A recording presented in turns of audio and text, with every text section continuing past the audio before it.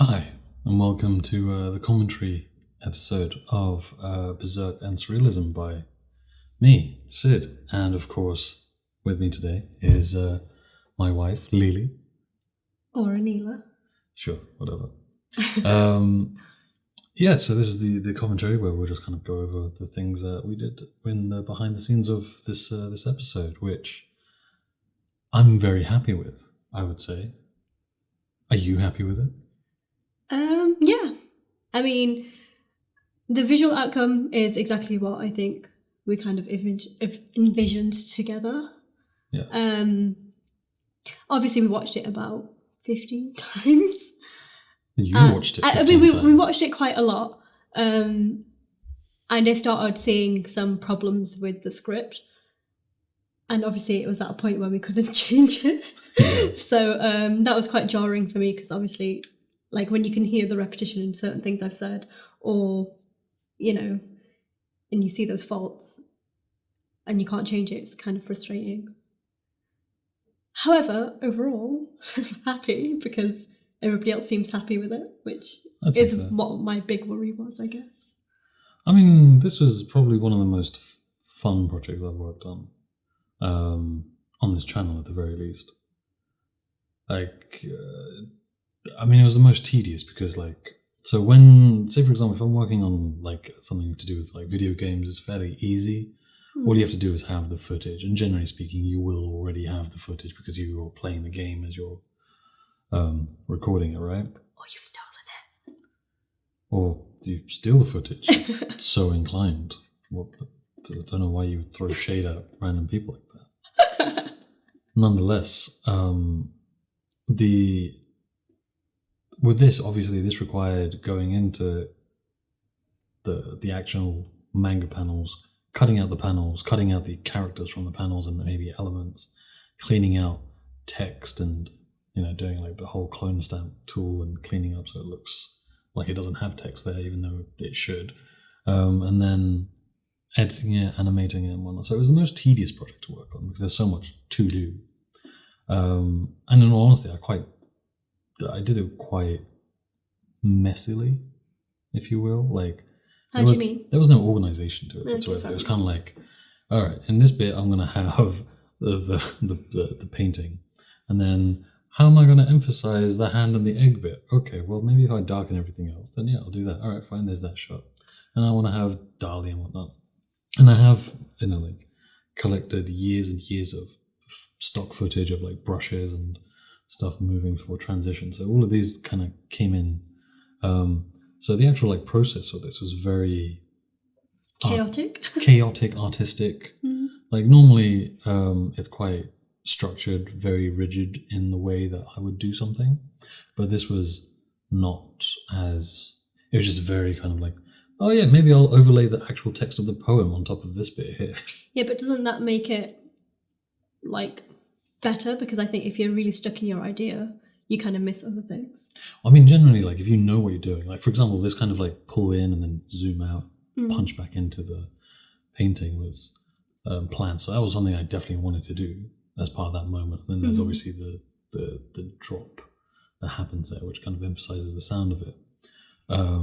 And so I know I wanted to do that and have these kind of slow pans towards certain elements, for example, this plaque that has the text on it.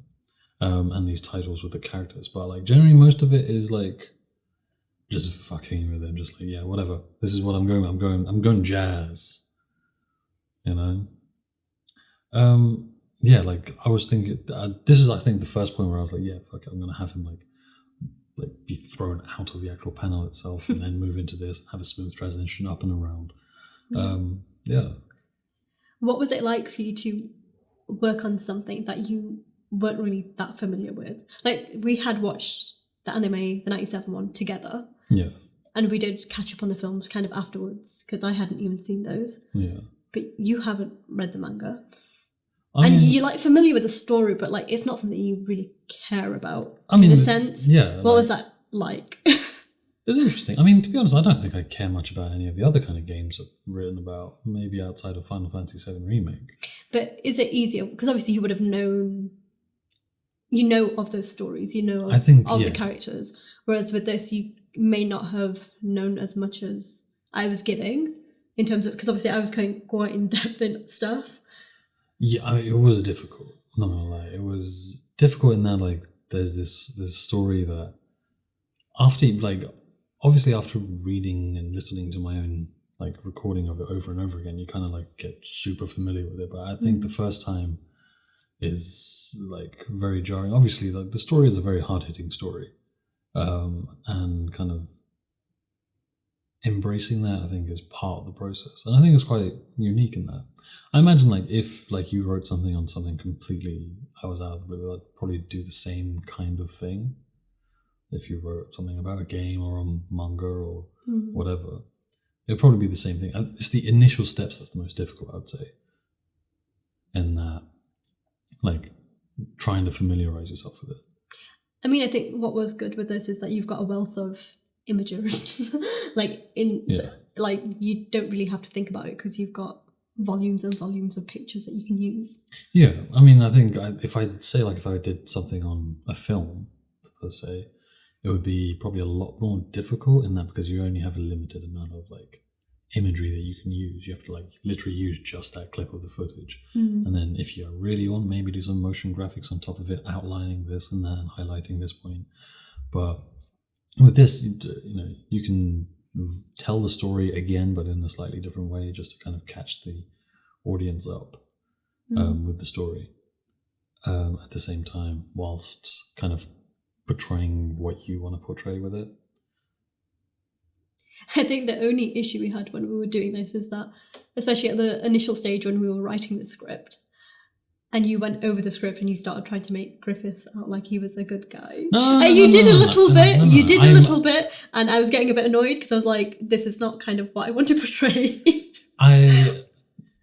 When I was editing the script, it was obviously I had to rebalance it in order to kind of tell the story and then like kind of cohesively go from end to end, because a lot of the original script was like, here are these big main points, and as a kind of, if you look at it from the narrative of the video essay itself, it's jarring in that like you can't just jump from point A to point B without some kind of flow to it, and you have to kind of envision it. And so part of it was like there was going to be a heavier moment, if you will, like towards like I think what would the part of this the video that we're watching right now is probably where I wanted the heavier bit to happen rather than a little earlier. But I guess we had to rewrite back to your original point was to go there. Yeah, I mean the reason why I liked bouncing back and forth is because I think the majority of people who would come to this video would come with knowing the story. And not you're just recapping it, but also then trying to tie in the themes of surrealism. Yeah. I mean, you did suggest that this section was a bit long, but I think overall it helps. Because I think me, myself, like after reading the manga, like, you know, the chapters come out like years apart or whatever. Like you forget you can forget things. And especially with the earlier chapters, you might miss things or misremember them. Yeah. So I think recapping it is important.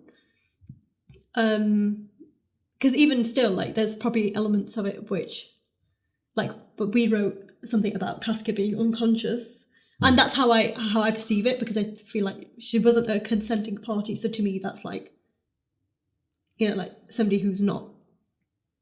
I mean, you know what I mean? Like little things like that where people assume that means that she was literally unconscious, but at the same time, she was. I mean, I don't know. I mean, it's hard to tell. It's a manga, right? But then it's open to a lot of interpretation. And to be honest, I spent way too long on that segment in order to, how did you describe it? To make it a tasteful rape. Yes. Making rape tasteful. I mean, yeah. I mean, I didn't want, because obviously we focus on that kind of section quite a bit. Yeah. And I didn't want to focus it on the actual visual element of it too much, because I just think that's... I mean, like, a lot of that chapter, a lot of those chapters, a lot of the images are not nice to look at. It is very, very, very vivid very kind of grotesque. It is very kind of like... I mean, it works because obviously it's supposed to be shocking. Like the first time you experience a story, that part is where you think, holy fuck, what's happened? I mean, the like, cover of that volume is like very kind of like, whoa, how do you sell this in a shop, right? And when you... And a huge amount of that actual volume of the manga is... It's a bit excessive. Like, even from my opinion, even though I like the story and I like the art and whatever, I think some of it is a bit too graphic, but then at the same time, it's a manga, it's supposed to be graphic. And it's supposed to be real. You're supposed to feel it, right? Yeah, of course. But I mean, the question is, did you really need to put that much rape over 6-7 pages? Yeah. Was it necessary? I mean, maybe not. I mean, I had to work around that so fucking much in order to get it, like, to be tasteful. With just trying not to. Arguably the most, the pivotal moment, right? I mean, it's definitely the turning point of the story. Yeah, I mean, like, at that point in the story, one could say, all right, what Griffith is doing, I get it. But then it's that last bit where it's like, okay, well, fuck you. Right? Yeah. It's like, I mean, I guess that's the point of the story, right? It's the whole fact that this character is like, you begin with admiring him, then you kind of like feel for him, and then you feel like pity for him, and then you feel him come into this power, and you're just worried about the decision that he's made, and then you're just like, whoa, fuck you. Right? Over the course of the 90 chapters that it takes place. I think probably one of my most favourite elements of the video are actually the quotes. Yeah? Yeah, I think it... This one I feel is a bit weak. This one was probably the weakest one. But it is the I think that, because to me, it's like, normally you would have like title cards, right, saying chapter 1, da-da-da, chapter 2, da-da-da. For me, the reason why I chose the quotes is because those are all the quotes, major quotes in this story, which kind of invoke whatever emotion or whatever you're trying to say, or whatever the writer was trying to say. Yeah. And I think it helps move the video along. And especially at the end, I think that's probably... Because when I first saw that with the images, I was like... I was getting a little bit emotional. I was like, holy shit. And the fact that I already know the story, I know what's happened, but to see it like that, it was quite... Well, it's not this one, is it? It's the next one. No. So it's the one where basically you did the part where it's like you can't go back. Oh, that one, yeah. And then the final one where it's like, oh, you've just stumbled. I mean, that one's like everyone's favorite quote, right? I don't even know where in the manga that is. So it happens kind of as soon as he leaves. So in the snow. Oh, okay. So it's not in the film we watched. Yeah. Is it the latest film? Film series? I can't remember. Whatever. They're not that great anyway. But I don't think they include it in, and that kind of annoyed me because I was just like, well, that's my favourite section of I mean, so the story. Because like when that happens, it kind of like if you've read the manga, you really feel it. Yeah, I mean, when I was researching Berserk as I was putting this video together, I was watching a lot of content online. And a lot of comments literally are just that quote, that final quote. I think that's probably because I think most people who read the manga probably relate to Guts' character more than Griffiths, because Guts is the everyman, somebody who's just struggling through life, basically, trying to survive. And I think most people feel their own lives are like that in some respect. Maybe not to that extreme, but like, you know what I mean? Like you can feel that parallel with yourself. So I think, being able to pick yourself back up and keep going is something that will always be something that people relate to. Yeah. It's this bit that I didn't like. You didn't like it? I mean, it upset me. Well, that means you did like it. I did like it, but I didn't like it. It's the bit that got you emotional. Yeah.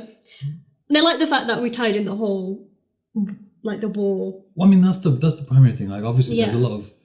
There are other videos talking about surrealism and Berserk and so on, but they don't really capture the origins of surrealism, the purpose of it, why it came into existence, based on I mean, we watched one video around surrealism and Berserk, and we came across it after we'd written our script, and it didn't understand what surrealism as an art form is and was at the time and what it meant at the time. And I think that's kind of, I was like, well, no, that's not what this movement is about. Yeah. And I think the reason why Moore would choose surrealism as his thing is because of what happened in World War I and World War II.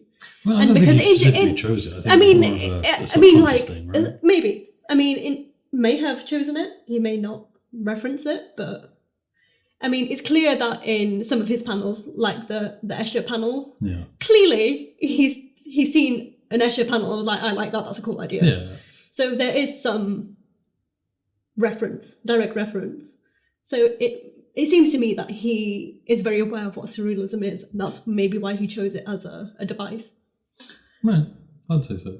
Because I don't think it's just a happy coincidence, especially with the Bosch help panel as well. Bosch is that's from 1600 and something. Yeah, but that's what I'm saying. It's still that whole vibe and element. I guess.